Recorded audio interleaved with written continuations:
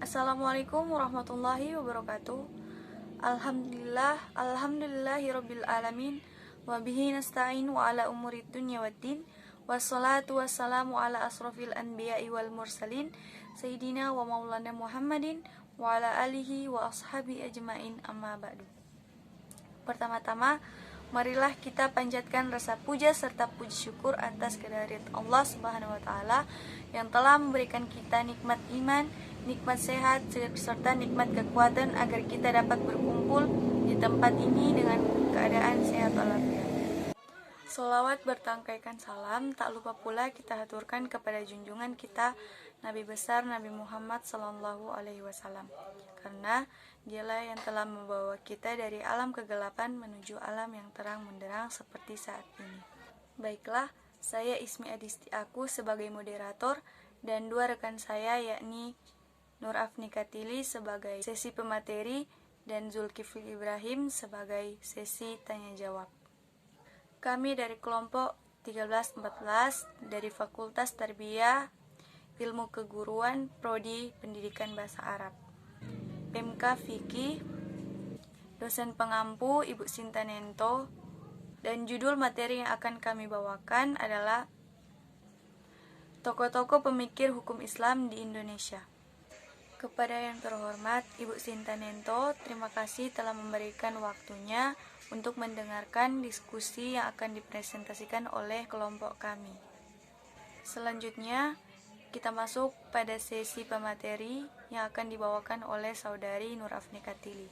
Kepada Saudari Nur Afni Katili, dipersilahkan. Assalamualaikum warahmatullahi wabarakatuh. Baiklah, saya dari kelompok 13 sampai 14 akan membacakan materi kami, yaitu para pemikir tokoh-tokoh Islam. Dimulai dari riwayat hidup dan karya-karya Masdar Farid Mas'udi.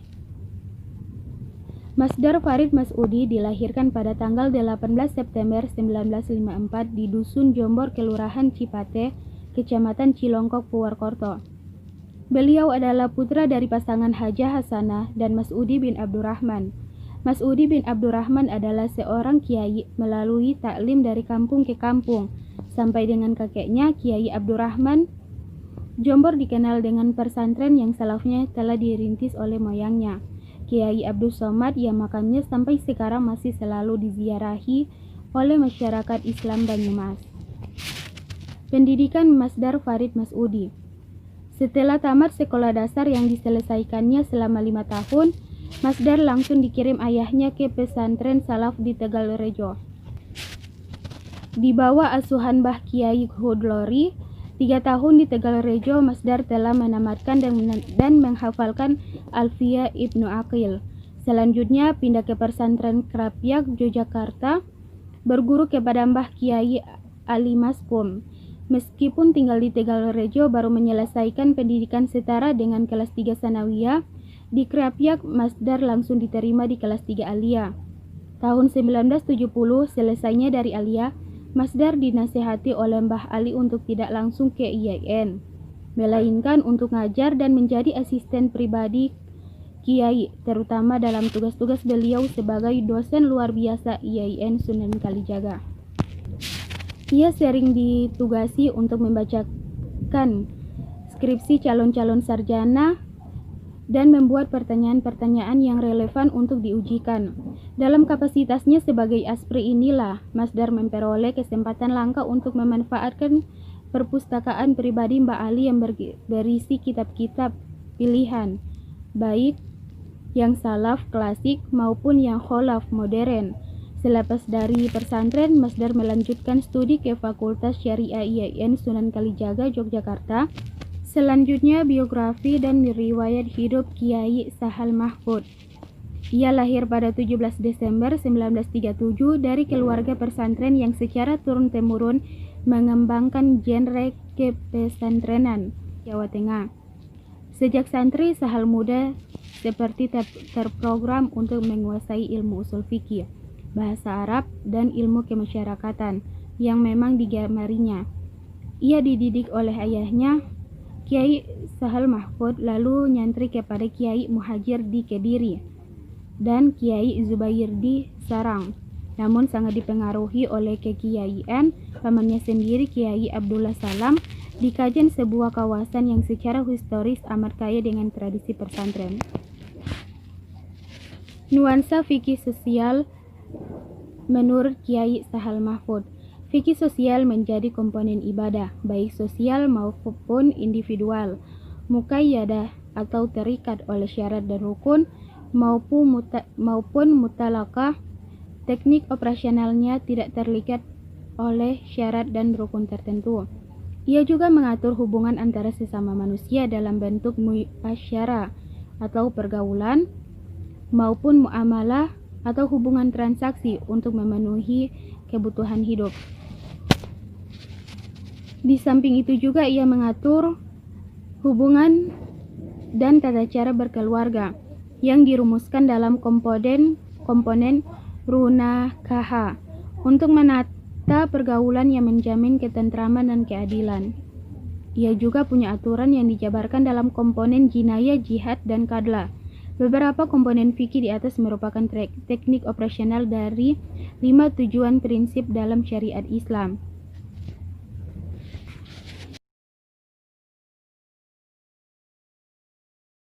Muhammad Asbi Asyidiki yang lahir pada tanggal 10 Maret 1904 di Loke Sumawe, Aceh Utara. Berdasarkan fakta tersebut, ternyata Hasbi merupakan keturunan Abu Bakar As-Siddiq yang ke-37.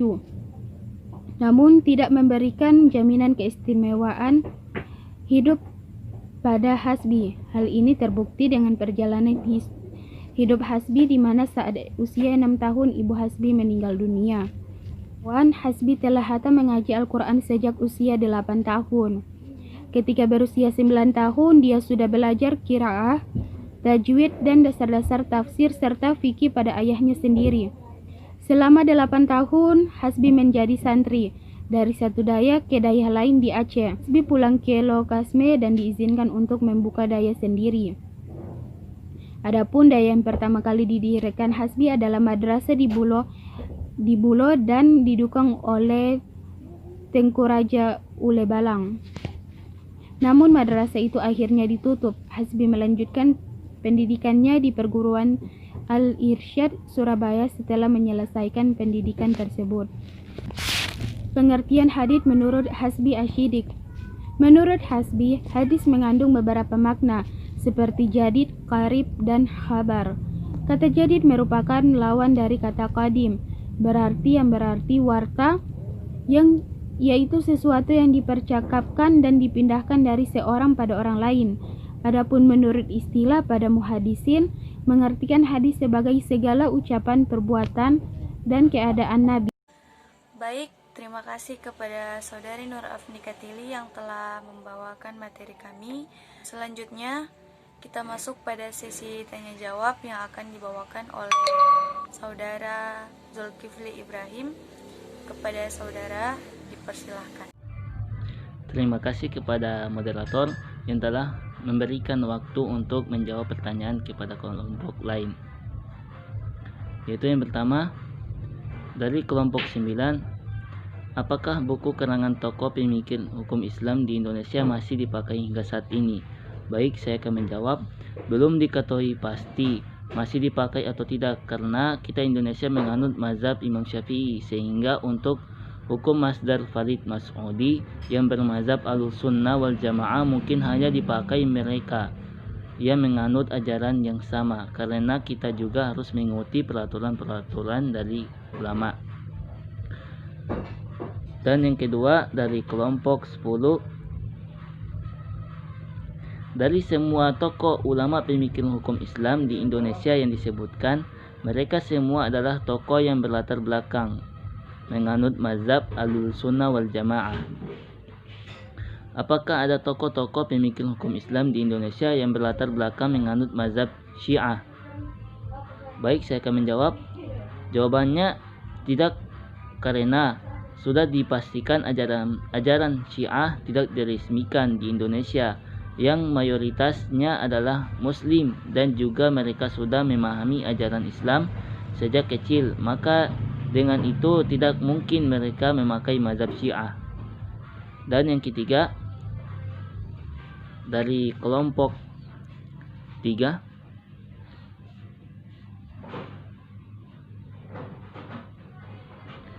Jelaskan dengan singkat asal-usulnya baik fisik jasmani maupun spiritual rohani. Baik, saya akan menjawab. Spiritual adalah kebutuhan dasar dari pencapaian tertinggi seorang manusia dalam kehidupannya tanpa memandang suku atau asal-usul. Kebutuhan dasar tersebut meliputi kebutuhan fisiologis, keamanan dan keselamatan, cinta kasih, dihargai, dan akualitas diri. Manusia terdiri dari jasmani dan rohani. Menurut asal-usul jasmani, manusia lebih dekat kepada binatang sebagai jasmani, sebab jasmani binatang dan manusia sama-sama punya daging, kulit, dan tulang.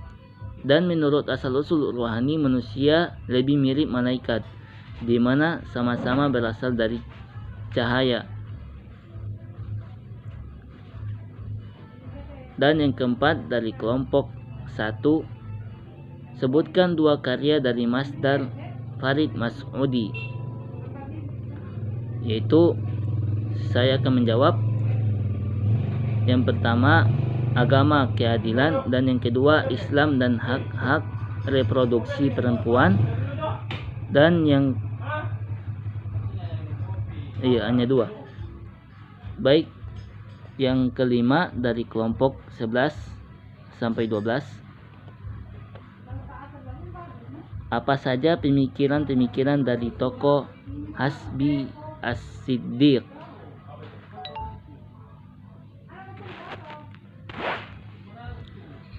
Yaitu pemikiran kontekstual Habsyi yang dinilai cukup menonjol dari bidang fikih dapat dilihat pada sejumlah kesimpulan fikihnya di sekitar hukum zakat. Yaitu, sumber zakat ialah harta yang subur yang menghasilkan.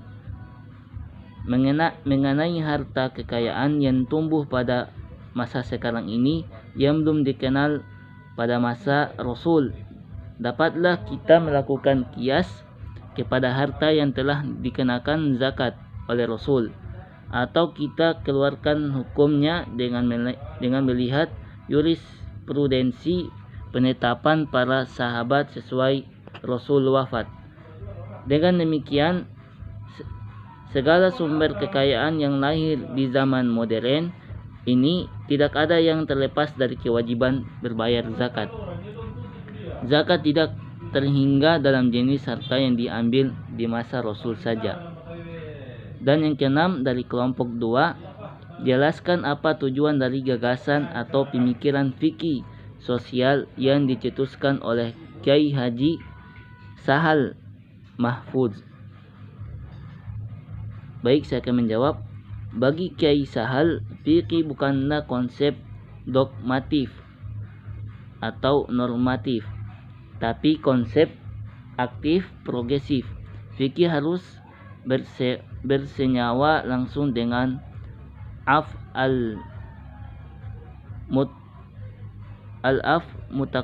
mutakallifin, sikap, perilaku, kondisi, dan sepak terjang orang-orang muslim dan semua aspek kehidupan, baik ibadah maupun mu'alaf, interaksi sosial ekonomi. Kiai Sahal tidak menerima kalau fikih dihina sebagai ilmu yang sagan, sumber kejumadan dan kemunduran umat. Fikih justru ilmu yang langsung bersentuhan dengan kehidupan real umat. Oleh karena itu, fikih harus dinamisir dan revitalisir agar konsepnya mampu mendorong dan menggerakkan umat Islam, meningkatkan aspek ekonominya, dan mencapai kebahagiaan dunia akhirat. Dan yang ketujuh dari kelompoknya Firda Aisyah dan rekannya Haidir dan Firman, sebutkan karya Hasbi As-Siddiq yang paling fenomenal. Yaitu karya Hasbi paling fenomenal adalah Tafsir An-Nur, sebuah tafsir Al-Quran 30 juz dalam bahasa Indonesia. Karya ini fenomenal karena tidak banyak ulama Indonesia yang mampu menghasilkan karya tafsir semacam itu. Berikut karya-karyanya yaitu Mutiara Hadis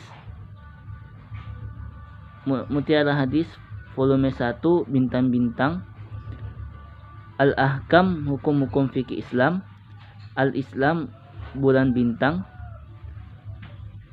Al-Islam keperjaan, kesusilaan, amal kebajikan, Islamiyah, penuntun batin dan pembimbing masyarakat bulan bintang, Falsafah hukum Islam, dasar-dasar ideologi pahlawan Islam, dan pelopor pahlawan Islam. Dan yang ke-8 dari kelompok 7 dan 8 yaitu sebutkan tokoh-tokoh pemikir Islam di Indonesia yang menganut mazhab Ahlus-Sunnah wal Jamaah. Yaitu yang pertama HKH Abdul Wahab Asbullah dan pemikiran-pemikirannya. Dan yang kedua GKHR Asnawi dan pemikiran-pemikirannya. Sekian dari saya. Wassalamualaikum warahmatullahi wabarakatuh. Baiklah, saya kira hanya ini yang bisa saya sampaikan. Kurang dan lebihnya saya mohon maaf. Kebenaran hanya datanglah dari Allah dan kesalahan datangnya dari kami sendiri. Wabillahi taufiq wal hidayah. Wassalamualaikum warahmatullahi wabarakatuh.